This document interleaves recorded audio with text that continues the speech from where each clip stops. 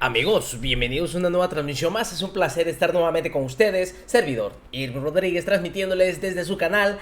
Antes de irnos leyendo la información, si es de su agrado, ayúdanos con ese like, compártela para que pueda llegar a más gente y se entere de esta información. De antemano te deseo tengas un excelente día. Nos encontramos ya a miércoles 14 de diciembre del 2022. Si nos estás viendo por primera vez, muchísimas gracias por tu tiempo y por tu espacio. Solamente pedimos el apoyo con la suscripción para que cada día podamos ser más en esta gran familia pregonera. Señores, en esta entrevista, en esta mesa de diálogo que pueden ver ustedes ahí, estuvieron todos estos periodistas que quisieron en cierta forma sacarle, según ellos, la información al ministro presidente Arturo Saldívar. Información para dar a entender que simplemente la Suprema Corte de Justicia de la Nación le tiene miedo a este gobierno. Pero no se esperaban que el mismo Arturo Saldívar simplemente los iba a parar en seco, los iba a callar y sobre todo decir lo que en reiteradas ocasiones ha dicho sobre si quieren comparar un gobierno que era represor, un gobierno que sí amenazaba a la Suprema Corte de Justicia de la Nación, pues hablemos. Y fue el de Felipe Calderón. Y tanto dicen que hay una Suprema Corte de Justicia de la Nación a modo, pues es la primera vez que una Suprema Corte de Justicia de la Nación ha desechado más reformas de este gobierno que de otros. Sí, pero se los dijo con datos duros, porque ellos hicieron preguntas directas y él responde como debe de ser. Ante una situación en la que alguien se hace la víctima, como sabemos que es Felipe Calderón, cuando sabemos que García Luna está llevando un proceso en Estados Unidos y el señor dice que no sabía absolutamente nada, pues en varios temas también Arturo Saldívar le dice que no se haga, porque sí sabe, mas se hace, ustedes sabrán. Vean ustedes, porque se puso buenísima esta entrevista, en la que pues simplemente los tenía que parar en seco y decir la realidad, y para que nos demos cuenta cómo es que actúan ciertos periodistas. Y no es el único. Escuchen ustedes. Preguntar así directo, ¿lo quiso matar Genaro García Luna? Esa es la primera. Y la segunda, ¿se lo volvió a encontrar después? Primero, no creo que me hubiera querido matar porque pues me hubiera matado, la verdad, con la impunidad de que gozaba. Pero claro, el costo político hubiera sido muy alto.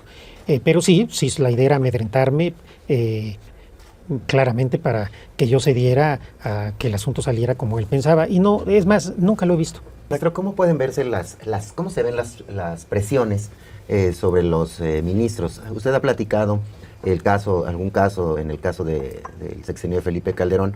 ¿Cómo ocurren? ¿Cómo sienten en la única administración de presidentes donde yo he sentido presión es con Felipe Calderón. En esta no. No, a ver, que el presidente lo que hace es sale y da sus posicionamientos. Nunca me ha pedido nada, nunca ha perseguido un juez.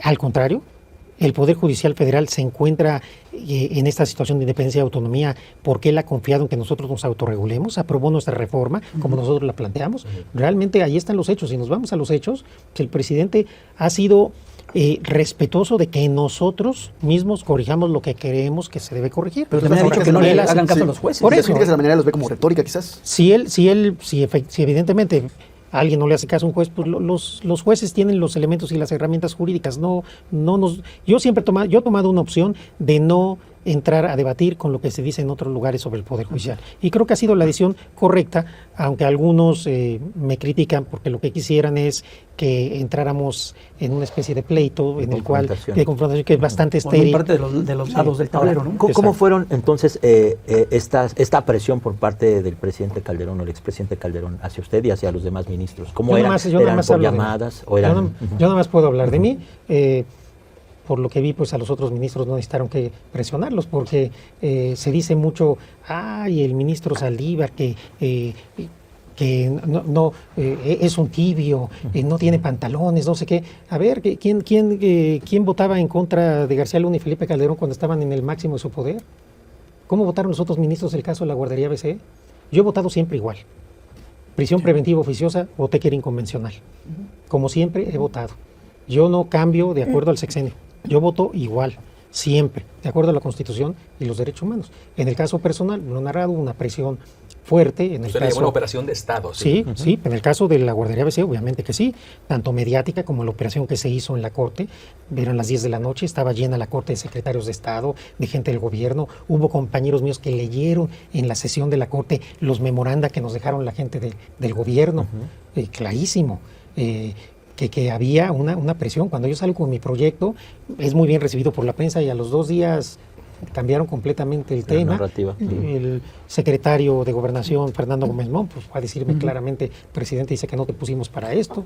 Yo le dije, dile al presidente que postuló un ministro, no designó un secretario de Estado, que yo no soy su empleado y que no voy a llevar en mi conciencia la muerte de 49 ministros. ¿Y presión de empresarios? ¿Se ha conocido directa o indirectamente presión de otros sectores, de otros poderes? Ese fue el ABC, luego Florence Cassé, donde ya la presión pasó a intimidaciones y amenazas mucho más fuertes, inadmisibles, que desde el poder público institucionalizado se presione así, se amenace así a un ministro en funciones. Esto nunca había pasado.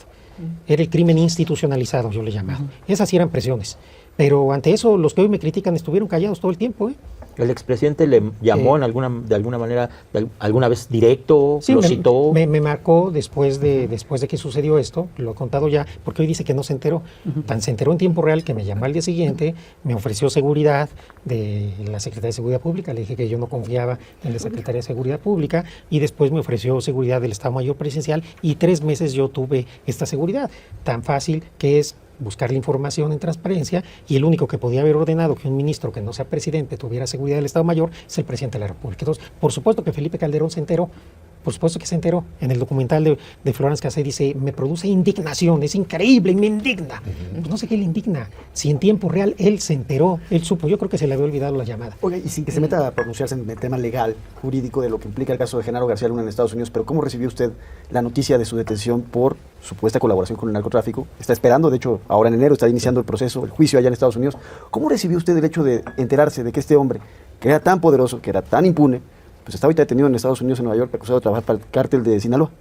Pues yo no tengo mayor comentario, será tema que las autoridades de Estados Unidos lleven el proceso y ojalá se resuelva de manera justa y ojalá él sí le den un debido proceso que no le dio a mucha gente aquí en México. Pero es un tema de Calderón porque si bien usted ya no era la primera vez que contaba esta anécdota de la presión y de la operación de Estado, pues sí se dio en una fecha en donde, a propósito de lo que mencionaba, la polarización era más amplia y eso vino a encender todavía mucho más la polémica. Si bien, reitero, era un acto repetido, ¿fue adecuado platicarlo en ese instante? ¿En qué instante? En febrero de este año, 2022. ¿Se refiere Al contar la anécdota de Felipe Calderón, ¿de la operación de Estado, sí? Es que eso ya lo había contado. Sí. Eso ya lo había contado. A ver, eso, quien saca esa historia primero, Salvador García Soto, en el Universal hace mucho tiempo. Yo ya lo había contado. En la primera conferencia de prensa que di lo conté. Eso ya lo había contado. No fue nuevo. La pero verdad, ahora tuvo tomó fuerza. otra fuerza por la polarización. Tomó otra fuerza, pero la verdad es que eso yo ya lo había dicho. Esa es la verdad. Y quien le dio fuerza fueron quienes salieron a hacer un carrusel de entrevistas diciendo que era un distractor y que no era cierto, que no era cierto, que no era cierto. Entonces, quienes hicieron que esto se hiciera más grande, pues fueron quienes niegan que existió. Yo simplemente comenté esto que ya lo había comentado y lo demás pues tomó fuerza propia. Entonces, en sus memorias, si Alicia escribe sus memorias, no habrá una comparación con esto, hablando del actual sexenio. No habría una comparación. Por supuesto que no. Por supuesto que no. De ningún actor político del gobierno del presidente. Por supuesto que no. Y decía presiones de los empresarios. La verdad es que a mí nadie me busca ni para presionarme ni para tratar de cooptarme, nada, porque ya saben cómo soy. A mí no hay manera que logren que yo cambie mi punto de vista o mis convicciones. ¿Y cómo se lleva con las corcholatas, ministro? ¿Con Marcelo, con Claudia, con Adán Augusto? Me llevo muy bien. En todo momento queriendo comparar los gobiernos para ver si realmente hay una Suprema Corte que está a favor del actual gobierno, y lo dice.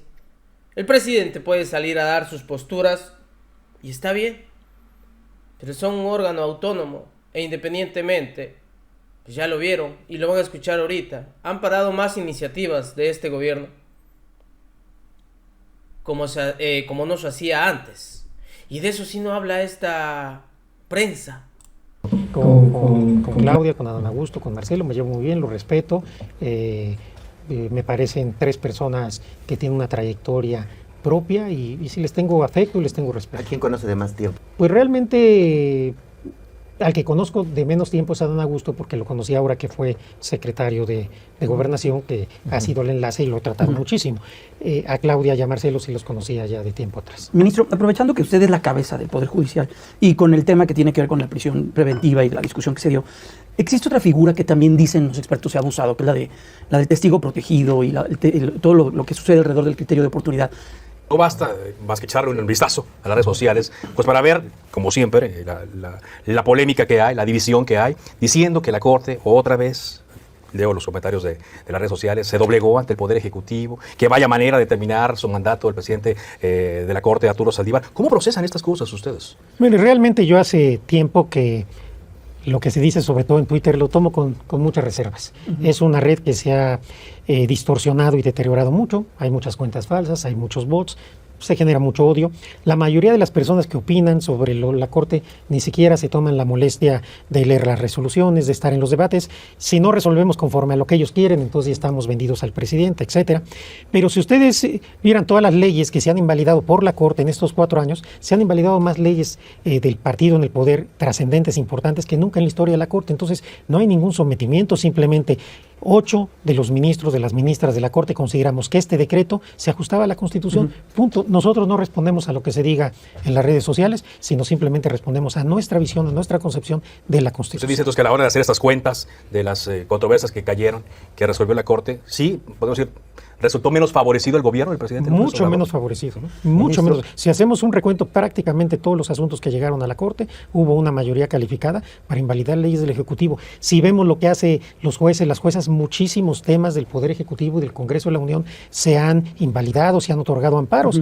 Por eso es que también se critica en ocasiones el actuar de los jueces, porque están actuando con independencia. Realmente lo que creo que deberíamos hacer es realizar análisis serios, constitucionales. Son muy escasos, la mayoría de las veces es descalificar y pareciera que es un partido de fútbol. Si votas como quieren, entonces te aplauden y si no, te abuchean. Yo creo que nosotros como juezas, como jueces constitucionales, no debemos prestar atención a ese tipo de En ese sentido, cosas. ministro, en su administración, ¿cuál considera que fueron los momentos más álgidos?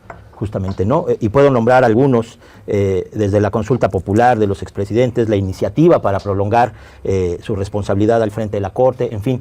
¿Dónde cree que tuvo los momentos más álgidos ahora? Pues ya todo lo pasado, pues ya va unos días para irse. Realmente es que esta fue una administración que entra en un entorno muy complicado. Recuerden ustedes, estaba tomada la Corte, no podíamos entrar por la puerta principal, había más de 100 iniciativas de todos los partidos políticos con la idea de tomar el Poder Judicial, quitarle a la Corte el Consejo de la Judicatura, que fueran fuerzas políticas quien integraran el Consejo de la Judicatura, que es muy importante porque es el que tiene a su cargo la vigilancia y la disciplina de todos los jueces y juezas federales. Querían quitarnos la escuela judicial para que la formación y designación de juezas y jueces federales no se hiciera en el Poder Judicial, etcétera. Todo esto, afortunadamente, con el diálogo, con trabajo político, con la buena relación que construí con el presidente de la República y sobre todo con el Senado de la República, logramos que todas estas iniciativas no prosperaran, que se aprobara una muy importante reforma judicial a nivel constitucional y legal, de tal suerte que logramos transitar y superar los problemas. Ahora, ¿cuál fue, digamos, el periodo más complicado? Fue realmente esos 4 meses